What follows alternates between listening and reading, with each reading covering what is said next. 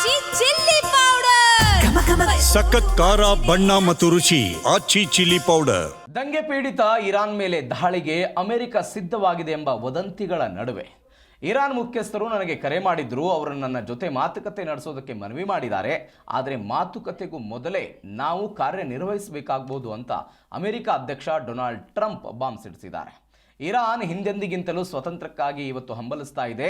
ನೆರವು ನೀಡೋದಕ್ಕೆ ಅಮೆರಿಕ ಸಿದ್ಧವಿದೆ ಅಂತ ಭಾನುವಾರವಷ್ಟೇ ತಮ್ಮ ಸೋಷಿಯಲ್ ಖಾತೆಯಲ್ಲಿ ಬರೆದುಕೊಂಡಿದ್ರು. ಅದರ ಬೆನ್ನಲ್ಲೇ ಸೋಮವಾರ ಸುದ್ದಿಗಾರರ ಜೊತೆಗೆ ಅವರು ಮಾತನಾಡಿದ್ದಾರೆ.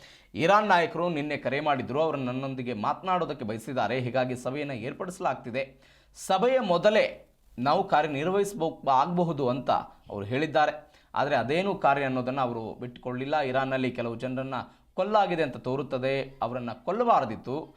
ಕಾಲ್ ತುಳಿತದಲ್ಲಿ ಕೆಲವೊಂದಿಷ್ಟು ಪ್ರತಿಭಟನಾಕಾರರು ಮೃತಪಟ್ಟಿದ್ದಾರೆ. ಅವರಲ್ಲಿ ಬಹಳಷ್ಟು ಜನರಿದ್ದಾರೆ. ಕೆಲವರು ಶೋಷಿತರು, ನೀವು ಅವರನ್ನು ನಾಯಕರು ಅಂತ ಕರೀಬಹುದು. ಆದರೆ ಅವರು ನಾಯಕರಲ್ಲ, ಕ್ರೂರಿಗಳು ಅಂತೆಲ್ಲ ಮಾತನಾಡಿದ್ದಾರೆ.